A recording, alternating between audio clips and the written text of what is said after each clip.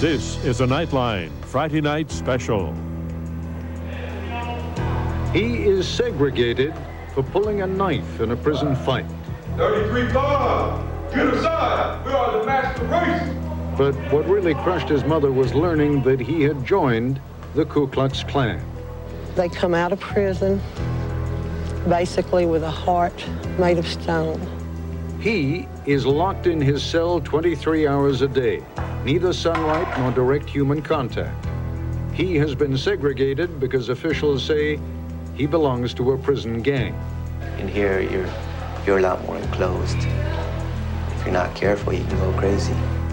Tonight, crime and punishment, prison gangs, blood in, blood out. From ABC News, this is Nightline. Reporting from Huntsville, Texas, Ted Koppel. The general population of a maximum security prison in the state of Texas is a dangerous place to be. It is especially dangerous if you're alone. It doesn't much matter how mean or tough you are on the outside. In this place, you need someone to watch your back. The correctional officers are here to keep the convicts from getting out. There's not much they found they can do to keep a man from getting raped or cut, beaten or killed on the inside, which in turn led to the formation of prison gangs. They tended to form along racial or ethnic lines. Many of the black inmates already belonged to street gangs like the Crips or the Bloods. They're dangerous but not well organized, so prison authorities tend to leave them alone. Authentic prison gangs like the all-white Aryan Brotherhood or the all-Hispanic Mexican Mafia are in a different category. If prison intelligence confirms an inmate's membership in one of those gangs, the prisoner is automatically transferred to administrative segregation. If he's already a member when he's admitted to prison, he'll never be put in the general population in the first place. He will spend the rest of his sentence in solitary. An inmate could get out, that is, return to the general prison population, if he renounced his membership in the gang. But then he would probably be killed. He has to shed blood to be accepted in the first place, but membership is considered a lifetime affair. That's what's meant by the slogan, blood in, blood out.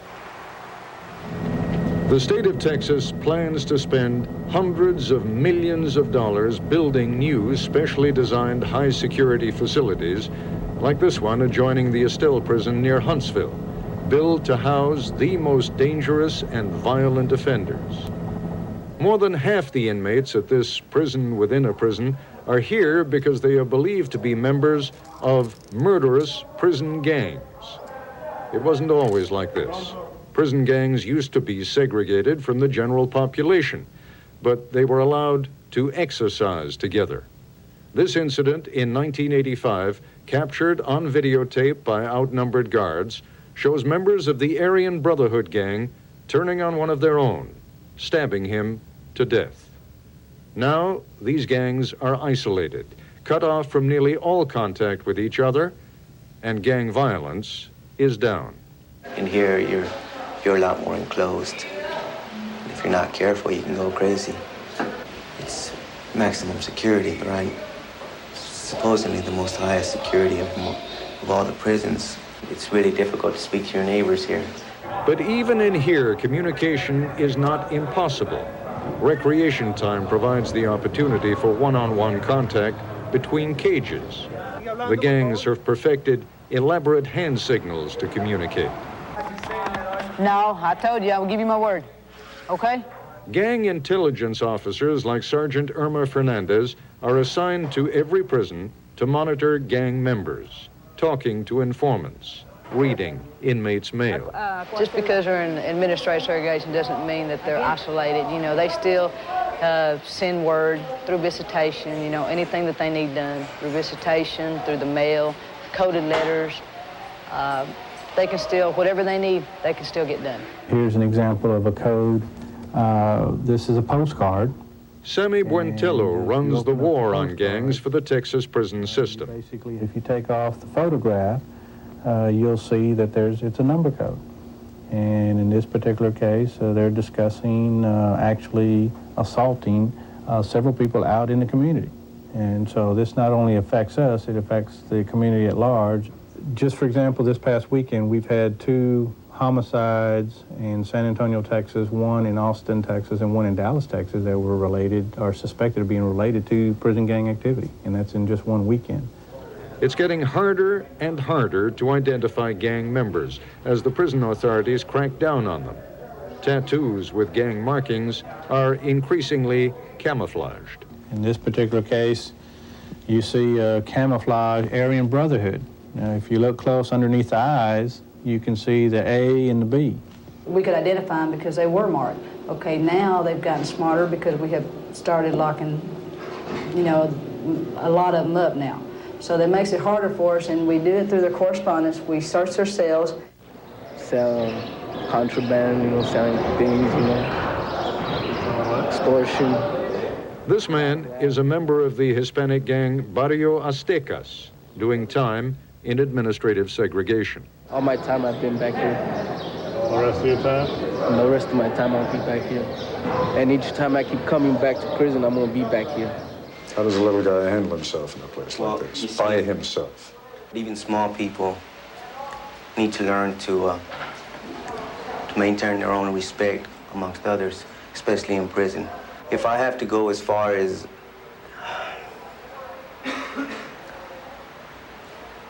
using some kind of weapon to defend myself, or if I have to go as far as putting myself on the line to maintain my respect, then that's what I'm gonna do. This is a place where they test you, though, isn't it? Yes. I'm gonna do whatever it takes to survive while I'm in this place. The reason I joined was because while you're in here, you know, you're not gonna be able to do your time by yourself. Physically, you could do your time. I could do my time physically. Mentally is what you need support in, not only with your family, but with other people. What we're about is it's brothers. We're brothers, which is we help each other out financially, mentally, you know, physically. If someone wanted to opt out, if someone said, I've had enough, I don't want to be a part of the gang, I want to leave, you can't just resign your membership. No, sir, you cannot. Blood in, blood out. That's what this is all about. I really can't go into, you know, the details. But, no, you can't just say my membership has expired and I'm just gonna walk away. It doesn't work like that. And if you tried to do that? Well, there are consequences. there's consequences for everything. Unfortunately, the consequences on my situation, well, they're pretty bad. I'll just put it to you like that. You ever thought about quitting the gang? No. Why? Because there's a lot of consequences. The consequences is death. I don't want to die. Discipline is the hallmark of the prison gangs, but what terrorizes their enemies also keeps their own membership in line. At this cell block, where members of the Mexican Mafia are held in administrative segregation, this is the quietest, best-behaved unit in the prison. I'll talk to some of their members when we come back.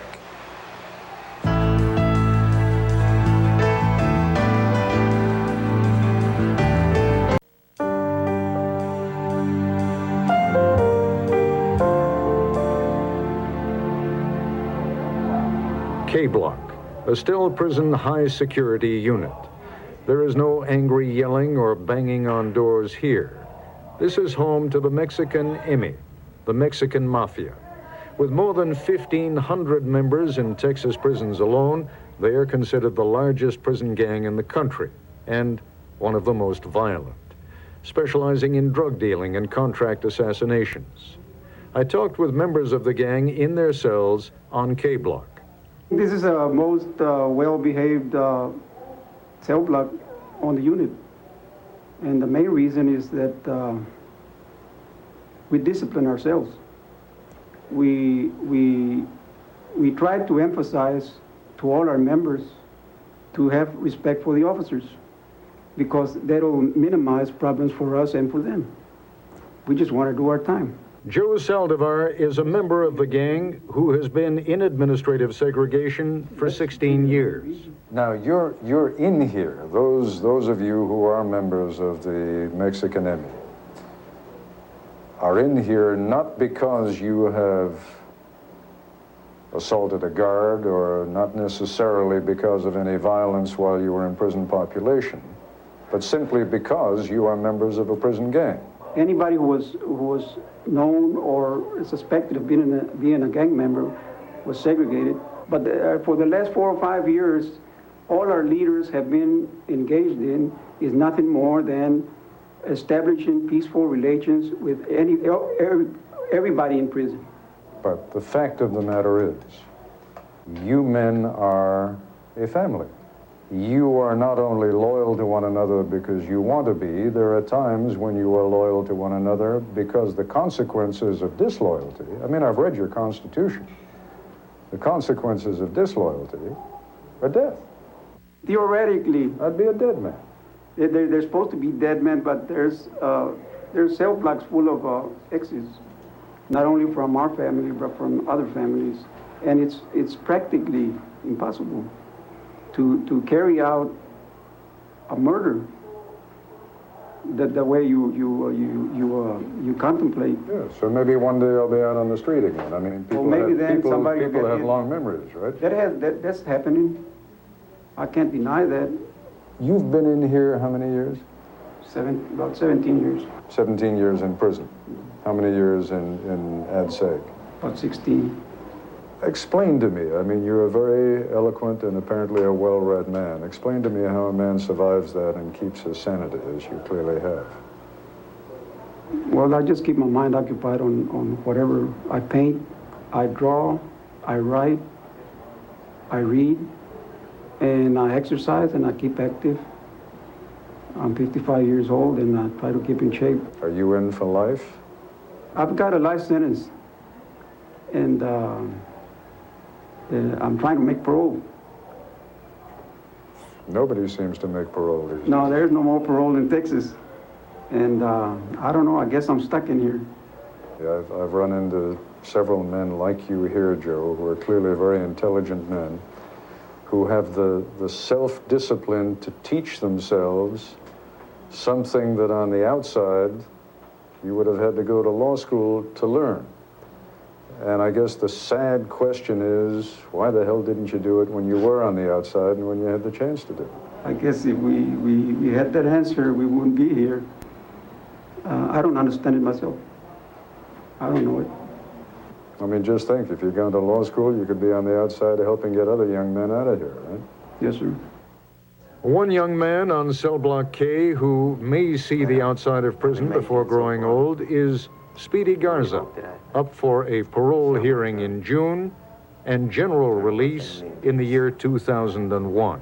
Your family was here a few days ago to visit you. Yes. Does that make it easier or harder when you've seen the family? Well, it's really hard. I can't show that I'm afraid or that I'm scared or that I miss them or that I'm tired of being in this place. I can't show very many emotions at that time. I have to try and be strong so that they can be strong. So I try my best to keep a smile on my face and make them think that, well, everything is okay. While Speedy Garza meets with his family, nearby, a mother meets with her son. He has joined the Ku Klux Klan since coming to prison. Their story when we come back.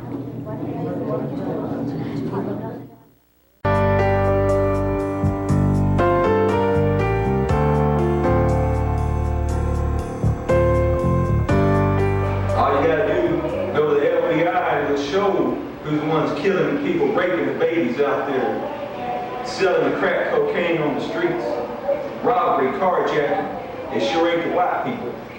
Travis Poole is doing 20 years for 2 counts of burglary. He is 27 years old, an avowed racist, and a proud member of the KKK. He is kept in total isolation, confined to his windowless cell for 23 hours a day. Good morning, may I help you? Visitor Virginia Poole. He's Virginia Poole's only son.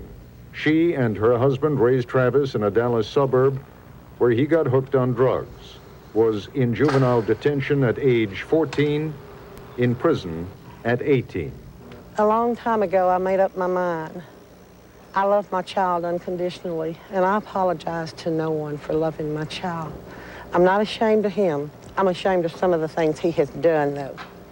I will be by him as long as I'm alive and he needs me. Visiting days for most prisoners means hugs and kisses.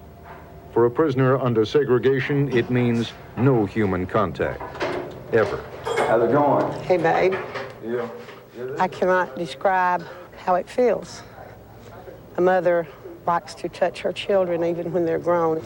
I've touched him one time in almost 5 years, and it hurts. Hurts a lot. They talk about hatred, about his membership in the Klan. She and her husband raised their son to respect all races. Some of the things that I tell him is not real nice about it. Some of the words I say to him about that's very harsh, very harsh. She tells him to keep his hatreds to himself. And I hate it, and I ask him not to tell that. I'm very ashamed of that. I'm very ashamed of that. Where does that come from? It does not come from me or his father. It comes from prison.